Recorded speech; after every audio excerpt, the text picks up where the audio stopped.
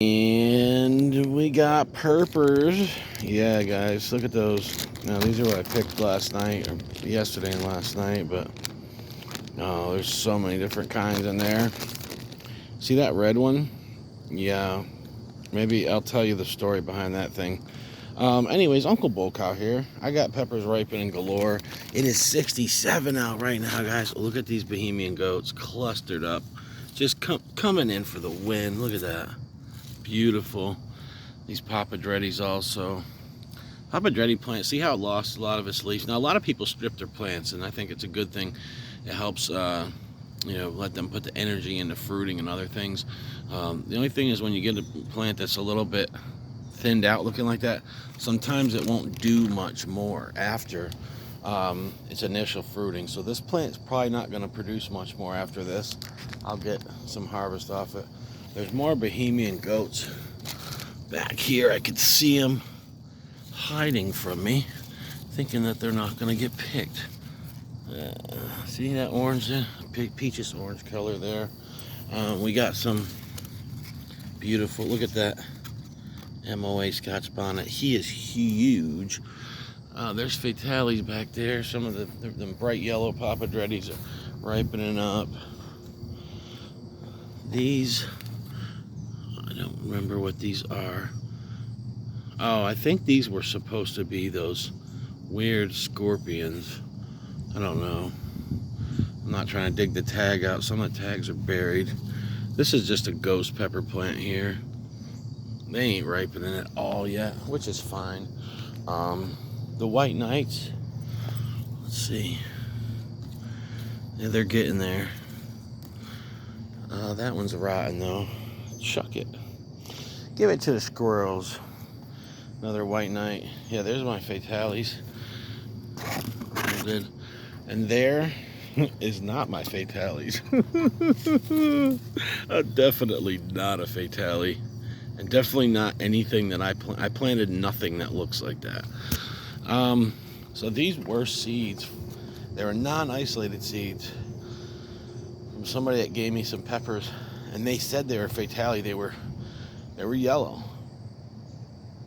When they were skinny, I don't know if they were as skinny as that, but they looked a little like that. They definitely didn't look like the OG Fatale, which is very stable. And I had someone point that out to me, and I agreed with them, but I'm like, I don't know. This is what they, just gave me some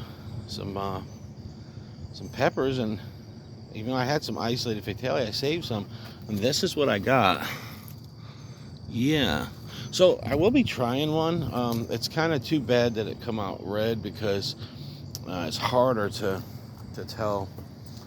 Well, no, I mean, it's fine. It's fine. I'll be all right.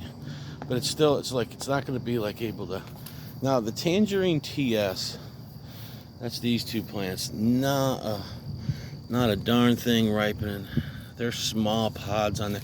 There's some pods that are a little bigger on there. But nothing coming ripe at all with these yet. And that's fine. I don't mind. This is those, we don't know what they are. They were from a KSLS seed, non-isolated.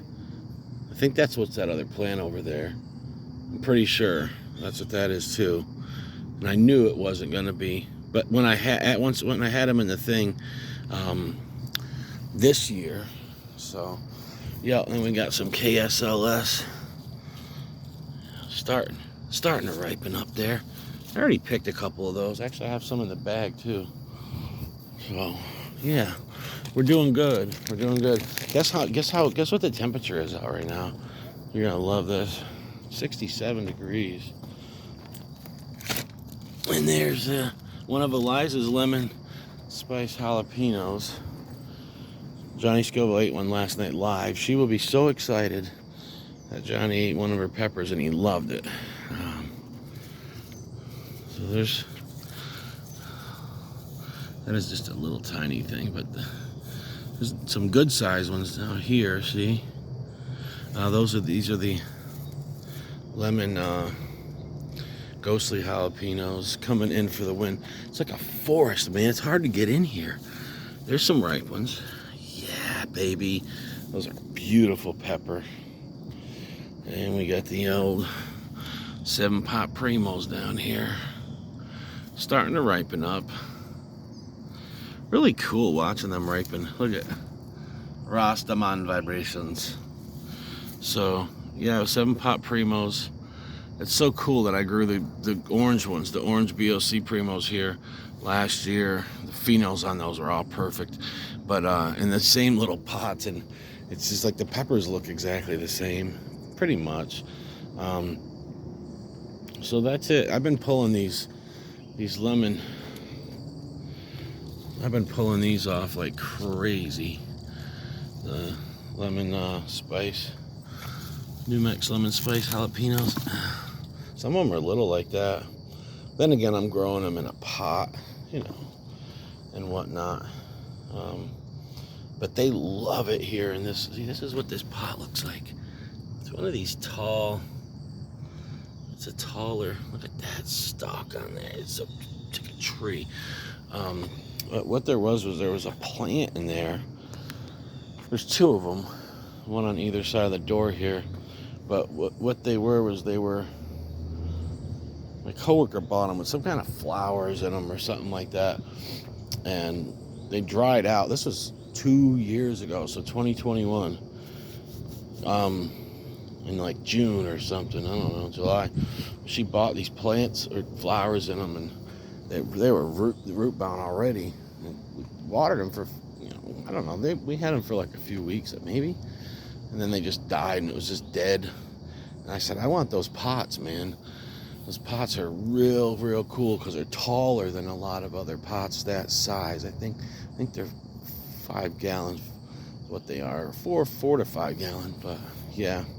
So all right, that is the garden walkthrough for today. Just this location. I'm very happy. Look at that Fatale. It's calling my name. And look at that imitation Fatale. No, that is crazy, man. Yeah, I know what I took the seeds out of. It was a yellow pepper that looked like those, and I knew, I was like, is there some kind of mutation or was it a cross? I don't know. I mean, I should have known that these wouldn't be Fatale. Fatale is very stable, but I had high hopes. I did, and I was looking at them, and you know, somebody pointed out to me. They said that's not a Fatale, and I go, I don't know, man. I said I took the pepper that I took the seeds out of. Tasted just like a Fatale. Trust me, Fatale is my favorite pepper. I eat a lot of them. It tasted exactly the same, and I think I honestly think what happened was that something crossed with a Fatale, and it stayed to be a yellow pepper. You know, what's weird though, what should have alarmed me with that was these stayed like lemon yellow. The pepper that I got that from stayed like a lemon yellow color. As you can see, that's an orangish yellow, right? And every Fatale I've had has looked like that, orangish yellow. So I should have known something was up, but I didn't know. I thought, you could see mutations and get a pheno and run with it once in a while. There's another couple MOAs back in there trying to hide from the bull. More, Bahamian goats. Yeah, so we're doing good. These are just, like I said, these are the plants that are out in front of my house. Look at these white knights hiding over there. Yeah, the white knights, they produce really good, high yields on them. If you like that pepper, I would say grow it, because, man, they are just look at that plant. It's loaded with them, just all over the place. I don't know why. I think because that plant was getting that extra sunlight through the trees, and it just burned out. Look at these 2 plants are exactly the same, from the same seed stock. They're both white knight, as you can clearly see. This one is lighter colored. It's starting to burn out really quick in the season. That one's nice and green. It'll last a while. But this one was getting like 45 minutes extra light a day. I don't know. Maybe it was just sucking up more of the nutrients in the water. Yeah, the ghost peppers are not ripening up yet, which is fine. I don't really care. I always like to grow a ghost. Um, you know, just because it's a classic. And I love ghost peppers, but it's not a big deal that it's not ripening yet. I don't need them for any culinary. I mean, I got ghost peppers in the freezer frozen, so it's not like I need them for anything special. So, all right, guys, that red thing back there, I'm gonna actually I'm gonna let it sit on the vine for a little longer because it's still got a little green in it. And plus, I have to tell you guys a story about this other red pepper right there. Yeah. You're not gonna believe the story behind that. I'm gonna wait till I can cut it open and you guys can see it. And the inside, the walls, everything, because it's gonna boggle your mind even more what that pepper is. But I'll just say this, that the other color variants are nothing like it. So when we've seen that a few times, you get weird crosses, open pollination, mutations and stuff. Now, let me explain something to you guys. Do you guys realize why certain stuff I buy isolated seeds, right? Because I want to know what I'm getting, right? I want that for sure. I wanted fatalities this year. Guess what? I got isolated seeds. I wanted papadrettis. I planted both. Isolated. Those are from Refined and Fire chilies, and then these are from a friend that sent me some peppers. So when you want to make sure that you get something, get isolated seeds.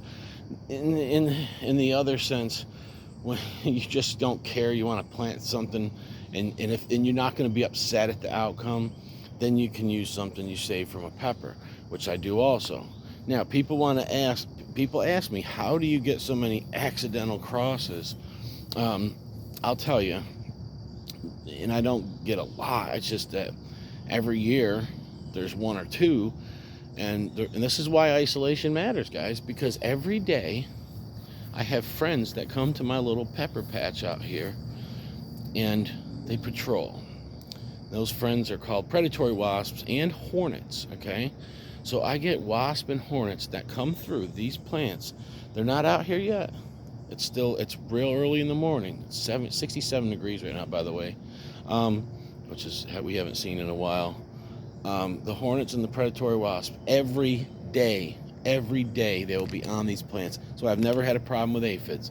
Now this spring I did see some aphids because I was inspecting really hard and I was flipping over leaves. So I did get one round of ladybugs, throw them out. They were gone in 3 days. They ate some aphids, and then the wasp, as soon as the ladybugs were gone, I seen wasps coming around. I didn't worry about nothing at all. I don't worry at all, okay?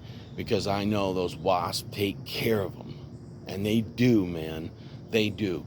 So what happens is every single day, the wasps come through here. And they go all over these plants, around the flowers, on the flowers, touching the flowers. And so they cross-pollinate like crazy. There's people that have a lot of bees or they raise bees. They've seen that too. But mine aren't bees. Although I see bees out here. Don't get me wrong. It's mostly those wasps, I believe. But yeah, every year I see some weird cross, and I'm like, look at that. And it's like, you don't know what it was. You don't know how it ended up that way. But either way, I'm Uncle Bull Cow, and I love you guys.